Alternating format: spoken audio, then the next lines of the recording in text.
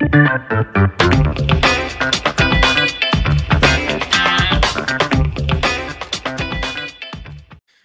and welcome to another episode of the Real Estate Investing Club. I'm your host, Gabe Peterson, and this is the place investors go to gain actionable advice, learn about current market trends, and hear war stories from other professional investors out there in the field today. Before we get started, I have two quick housekeeping items for you.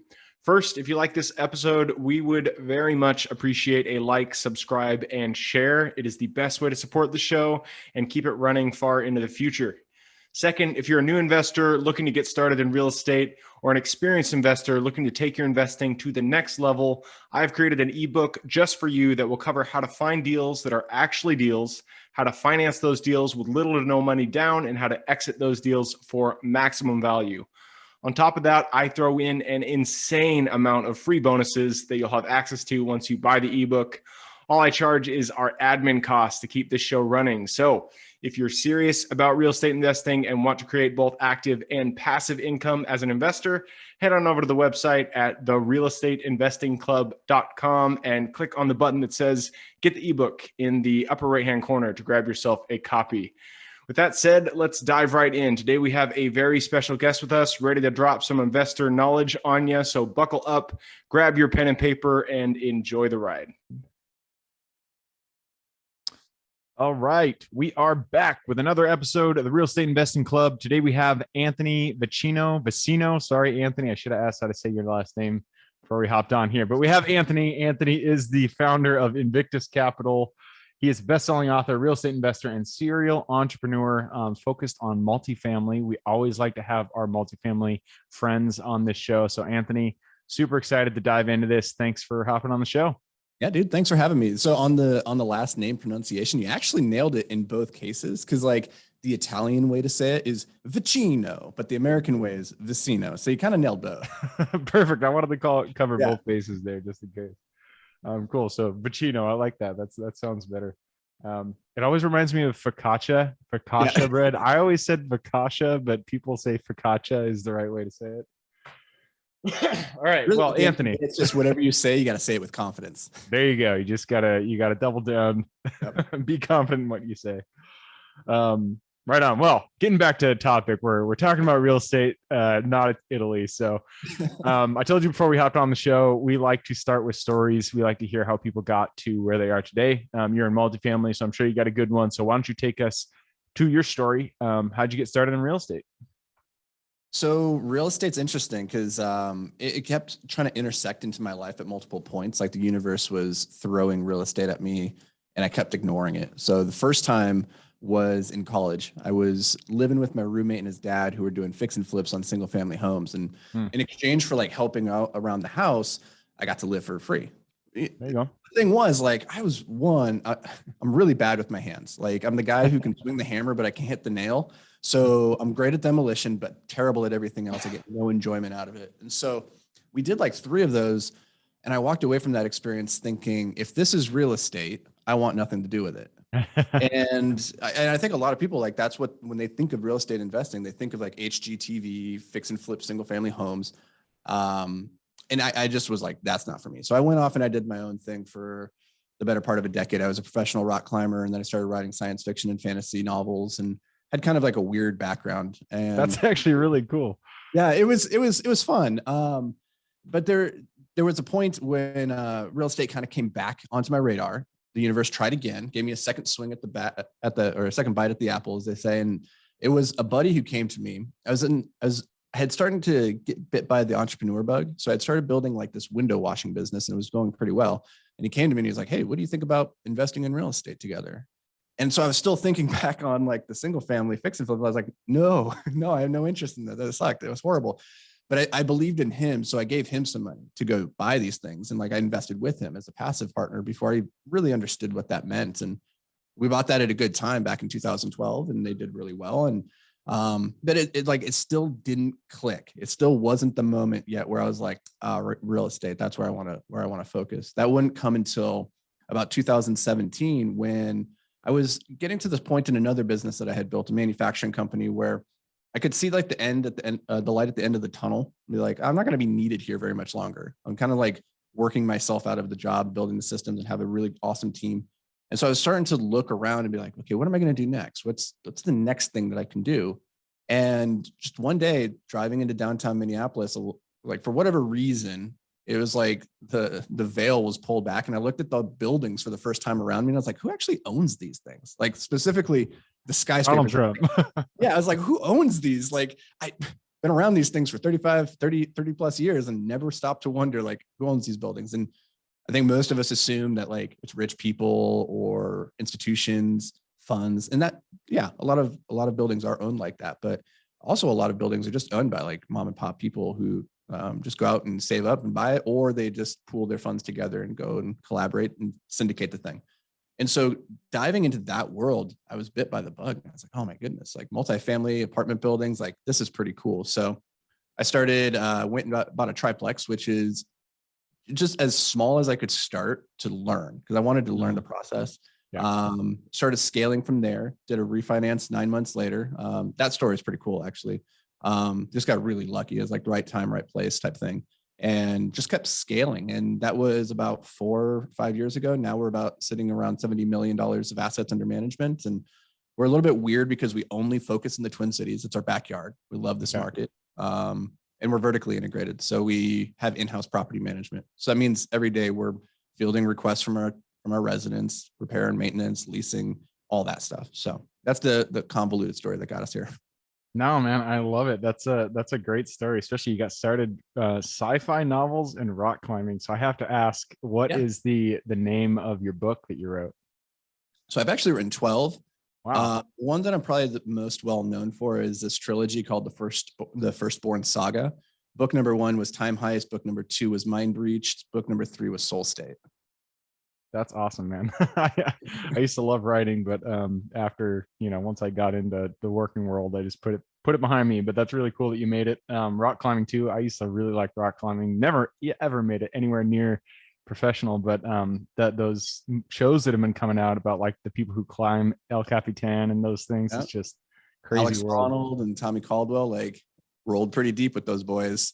And honestly, like it sounds way more glamorous to say I was a professional rock climber. In reality, it just means like you live in the dirt and you climb on rocks all day. So it's cool, but it's not like changing the world. Reality is always different than exactly on TV. But yeah, I really like that in your story on the real estate side, you talked about how if this is REI, I don't want to be part of it. Talking about how you were actually working in the deals. You were like swinging the hammers, doing the work. I can relate to that. The first couple of flips that I did, I went out there, laid tile. I distinctly remember walking through some of my projects with a contractor, like an electrician or something, looking at what I had done. And he was like, man, who is that? Who's the contractor you hired for that? You should not hire him again. Like, bro, that was me. But I like that because, a lot of investors, they'll get into real estate thinking, watching HGTV or whatever and doing the work themselves and realizing they don't want to do this, but that is not what real estate is. I mean, you can do a deal without having to swing a hammer. So I like that you brought that up. And also that it sounds like it didn't click for you until until a number of deals into it where you kind of saw the puzzle kind of come together. And I know I've had that experience myself where, you have to have experience and see results before it really does click. Mm-hmm. So I love that. So you mentioned vertical integration, and I kind of want to hone in on that because that is something that it's kind of a few steps down the road. Once you start down your investing story, you have to decide how are you going to scale. Mm-hmm. There's many different ways to do this, but vertical integration is one of the ways that I'm intrigued about just because I'm considering it myself. Why did you decide to integrate vertically? And for people listening, vertical integration just means you're building everything that you need within your company. So property management, instead of hiring a third-party property management company, you build it in-house. You have all the tools in your own in-house, in your own company. So my question to you is, why did you decide to go that route? We're masochists. That's why. Fair enough. It's interesting. Like there's so many different ways to make money in real estate. There's so many different avenues. And I coach new and aspiring multifamily investors. And one of the first conversations that I have with them is, hey, let's get clear. Do you want to invest in real estate, or do you want to build a real estate investing business? Because those are different things. And I think a lot of times when people, they think like, I want to invest in real estate, they start to go and start not realizing what they're really trying to do is build a business around it. Mm-hmm. Those are fundamentally different skills and different, some people want to keep their W-2 and they want to invest in real estate, but they don't want to do any of the work. For us, we knew from the beginning that we wanted to build a real estate investing business.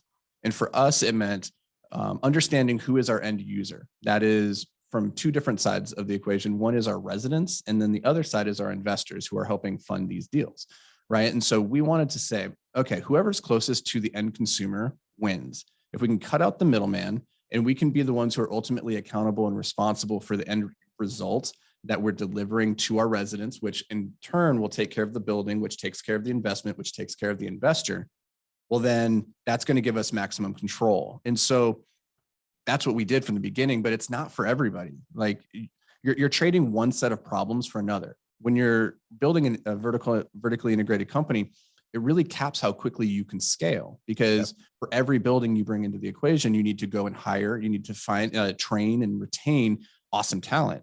And that's a whole different quagmire. We just went from, buying buildings to now having to buy buildings and invest in people.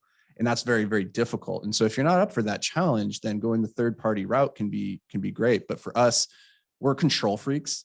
And we ultimately, we like to get our hands dirty and get involved and build the systems and the processes. And for me, I had built a number of other businesses where it was really predicated on the systems and the processes. And so I felt confident that we could replicate that success from those other endeavors into property management. But if I had never done anything else, if I had never hired or tried to train or run a team of people, I probably would not have gone the vertical route, because it's a whole new set of headaches. And the hardest part of business is always people. So whether that's your customers, your vendors, your employees, it's always the people. And when you get into property management, you're saying, okay, we're going to bring on a lot of people. Yeah, absolutely. And I couldn't agree more that the hardest part of building a business, of scaling, of anything is the people. And that's not to say that people are difficult. It's just difficult to build systems with people in them. People are different. They all want different things. The way they motivate is different. And so it's not that they're bad. It's just, you have to understand, the way you see the world is through your eyes, and how everybody else sees the world is through their eyes. And to be an effective leader or have an effective business, you have to be able to put yourself into their shoes and build something that can bring a bunch of weirdos together to be effective. It's a nice way to put it. I like it. So on that note, once someone has, let's say they have 5-10 properties in their portfolio, they're using third-party property management, they're thinking about going to the stage where they're not just buying properties and investing. They want to build a business. And that involves bringing people on, bringing ops on, bringing acquisitions guys on. So what are the first few hurdles that you see investors running into once they decide that they want to go, start building a true business? Man, that's a really good question. I think it's hard if you try to keep both feet in both worlds simultaneously. And so there has to come this inflection point where you make the decision to cut ties, if that's with third party property management, and you go fully into you running it. But the problem is there's only ever two times to hire somebody. There's either too soon or too late. And hiring too soon costs you money. Hiring too late costs you opportunity, right? And so generally we see hiring too soon in that dollar amount as being scarier than the opportunity cost, because you can't quantify the opportunity cost on a spreadsheet. So what people they tend to do is they wait too long. They do too much of themselves, and they're not willing to make the investment of capital to bring in the people. And if you want, here's the secret answer. If you want to build a property management company, go find somebody who's done it before. Go find a badass property manager, pay them whatever they want, bring them in and set them loose. But the thing is, if this is your first rodeo in building a team and building a business, you're not going to do that. I can almost guarantee you won't do it, because it's scary. It's really scary. Yeah. And that's true for any, it doesn't, I mean, you're talking about property management, but that is true for any position. If you want a badass acquisitions team, go hire somebody who's been a rock star, who's maybe worked with Marcus and Millichap, something like that. Bring them on, give them great commissions, great compensation, and say, hey man, go rock it. This is what we do. If you have better processes, please bring them on and let's do this. So I love to hear that. For you guys are 100% focused on the Windy City. That is very unique for people who are scaling, because there's tons of opportunity out there in the United States right now. So why are you guys focused on one city? Why not reach out to even neighboring cities to Minneapolis? It's a good question. There's no right or wrong. Honestly, for us, it comes down to a couple things. One is we're vertically integrated and we're local experts. Those are the two things that give us a unique edge in this world. When it comes to investing, when it comes to like going and buying buildings, you have to have some kind of unique edge, something that you can bring to the equation that nobody else can, or you can do it in a way that nobody else does to realize value. Because if you don't have that, then there's really nothing distinguishing you from anybody else. And there's no reason they couldn't go do the same exact thing. And so for us, we recognized, well, we could go to all the hottest markets. We could go down to Houston. We could go to Austin. We could go to Nashville. We could go compete in those hot markets because everybody knows like they have crazy rent growth and tons of jobs and all this stuff. But we live here, and this happens to be a fantastic market to invest in. We have more Fortune 500 companies per capita than in any other city in the country. We have an incredible affordability index. So people are making a really high income and their cost of living is really low. And so we have a lot of room for rent growth. So all these things we look at and we're like, well, our backyard is very strong. There's not a ton of interest from other investors looking here. So really, it's our backyard to kind of go and do what we want. And it gives us a unique edge in that we know all the players, we know all the brokers, all the sellers, we know every street because it's our home. And so when we're looking at a deal, we can realize better synergies or better relationships than anybody else can trying to come into our backyard. And so we look at it and we're like, well, there's plenty of deals to be done here. Sure, we could do way more deals if we opened up our expanse to the entire country. But for us, it's not about being the biggest, it's being the best at what we do. And the way that you become the best at what you do is just to keep doing the thing you do over and over and over and over, keep iterating and improving. And so that's what we do, is just over and over and over, just keep buying buildings in the Twin Cities, Class B, sometimes Class C, multifamily that has value add potential. Go in there, make it better, hold on to it. We're buy and hold people, so we don't like to fix and flip, and just rinse and repeat over and over. It's boring, but it's effective. Boring is that's my bread and butter. I do self-storage, and people say that is the most boring asset class. So it's the epitome of boring. But you know what? It makes money. Boring makes money. There you go. All right. Before we close out this portion of the interview, you said my favorite word, value add. So why don't you tell us, you guys focus on value add out there. What are just give us one thing that you look for in the properties that you purchase that really are kind of home runs for you when it comes to adding value to your assets. So the number one thing, the most impactful lesson I ever learned in business, period, was a mentor said something so stupid simple that I was like, wait a minute, why have I never thought about that before? And it was, $1 saved is worth more than $1 earned, because $1 earned is always on a margin. It's like Benjamin Franklin or something, right? It's so stupid, but when you think about it, you're like, okay, so for every $1 of additional revenue I bring in, let's say I operate at a 50% margin or expense ratio, that means only 50 cents makes it to my NOI.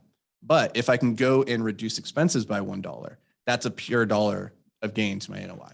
So the focus should always be, you're going to get more bang for your buck focusing on expenses. And instead of going and finding assets where there's always going to be specific things that we can do asset by asset. Each building is going to be a little bit different. But what we like to focus on is what kind of expense reductions and improvements can we realize simply by being us, so that every building we go and buy gets the benefit of having us behind it. And so, for instance, that's where in-house property management wins the day, because if we were outsourcing third-party management, our fees, like we've done the calculation on this, it would take us about twice as much to operate the building. So we can come in there, we can operate it without ever having to make a profit on our property management because we want to leave every dollar of value in the building so we can realize the multiplicative effect of the cap rate, right? And so we can realize that gain in value later instead of realizing the profit in the short term. So every building that we buy, regardless of what's going on in the building, from day one that we take over, we're going to cut that expense. So we're already going to be operating it more effectively. And so that's like one level where it's like any building that we want to go buy, we know we can improve value just through that one thing. Killer, man. I love it. A penny saved is a penny earned. That's a good model to live by. Mm-hmm. All right. Well, I just checked the clock. We did go through our 15-minute mark. So it is time to move on to the quick question round. Are you ready? Let's do it. Let's do it. Starts out with education. I'm a big bookie. So give me 2 recommendations. It doesn't have to be books. If you like podcasts, if you like YouTube channels, whatever it is, give me 2 recommendations, one for general life wisdom and one for real estate specific. So general life wisdom is Meditations by Marcus Aurelius. Oh man, it's so good. So good. It's life-changing. Everybody should read it. Everybody should read it once a year, if not more. Just constantly repeat it to yourself because the lessons in there will serve you well, guaranteed. In terms of real estate, I mean, there's so many really, really good books on real estate. One, though, that's not really about real estate, but I think it's really important for real estate investors to think about, is a book called Anti-Fragile by Nicholas Nassim Taleb, which is, I think, it's one of my favorite books, just on investing, but also on understanding how to create what he calls anti-fragile systems and businesses. Yep. I was reading that book. I didn't get through it, but I did like the premise. It's a really good one. It's dense. It takes a bit, so pace yourself. Yeah. But Meditations, I can definitely get behind that. That is one of my favorite books. Read that I don't know how many times, but couldn't agree more. Very, very solid advice in that book. That moves us to the next question, and this is for your younger self. So if you could go to the Anthony who had no experience in real estate, say he was just trying his first 1 or 2 businesses, maybe he was just on that first fix and flip down back with your college buddy. If you could go back to him, look him in the eye, give him one piece of advice moving forward. It's hard. I don't know if younger me would have even listened. So mine wouldn't. I'm like, I got all this great advice, but I know me and I know who I was when I was young. I don't think I would have listened regardless, but maybe to a younger person who's listening to this, who's maybe more open-minded than I was, the most important thing I've realized is that you always hear people talk about invest early because you want compounding interest to have as much time to work in your favor as possible. But the thing that I didn't really understand about that concept when I was young was that it's not just invest early in capital, but it's invest early in social capital, in your relationships, because that also compounds. Yep. And that's actually the more valuable investment overall. Because over a 10, 15, 30-year horizon, if you're consistently investing in the relationships around you, and I'm not just talking like professional relationships, but like friends and family and like the people around you, recognizing that like that's really what entails a good life. And if you want to be successful in business, it's overwhelmingly, abundantly clear to me at this point that your ability to succeed and go far in this life is predicated on your ability to work with and through other people. And so invest the time and the energy into that when you're young. Go to college for the education but more importantly for the relationships, and then maintain them. Like, don't let them go to the wayside. Yep, man, great advice. Love to hear that. Invest in your relationships from an early stage, your relationships and your business. The earlier you can get started, the better it is. So love that. Moves us to the next question. This one is, I always lose my spot. There it is. Okay. Habits form the foundation of our life. So if you could point to one thing you do day in and day out, you feel contributes the most to your overall health, well-being, happiness, and success, what would that be? The easiest, biggest one is time blocking for sure. So time blocking, if you guys aren't familiar with it, just a process of sitting down the night before and looking at your calendar, looking at your to-do list and prioritizing what's going to get done the next day and then scheduling it. So if you look at my calendar, all the things that I want to get done for the day, they're scheduled. So if that's emails, that's from 10 to 11 a.m. If it's this podcast, that's from 1 till 2. If it's this meeting, if it's write that book, everything that I want to get done gets on the calendar, because if it's not scheduled, it won't get done. And I firmly believe that you either own your calendar or your calendar owns you. And so time blocking is your way of saying, this is what I'm going to do. And it is the most, hands down, the most valuable thing that I do. Yep, I love that. Time blocking is super. I feel like only recently it had like a name, time blocking, but the day before, deciding exactly what you're going to be doing and putting it in your calendar, I feel like that is super, super useful, and a great habit to start up with. And that leads us to the second to last question. I think I know what you're going to answer here, but I'm going to ask it anyways. The US is a big place, plenty of opportunity to invest out there. So if you could pick one metro that you are most excited in investing in today, what would that be? So you think I'm going to say the Twin Cities, but what I'm actually going to say is invest in the city that you want to stick around and invest in for the next 15 years. Okay. All right. That's good. So wherever that is, stay there. Be there for a while. Because that's the thing with real estate. It's not get rich quick. It's get rich slowly but surely. So find a market that you think is going to rock for the next 15, 20 years and go hard in that market. And you won't be disappointed. Yep. And I like to add on to that any market can be a winner. You just have to find good deals in there. A lot of people throw shade at Cleveland because it has a negative population growth. No way. Or, companies like that. But Cleveland is like a really good price per door entrance compared to the rent. Like you can do pretty well in Cleveland, Cincinnati as well.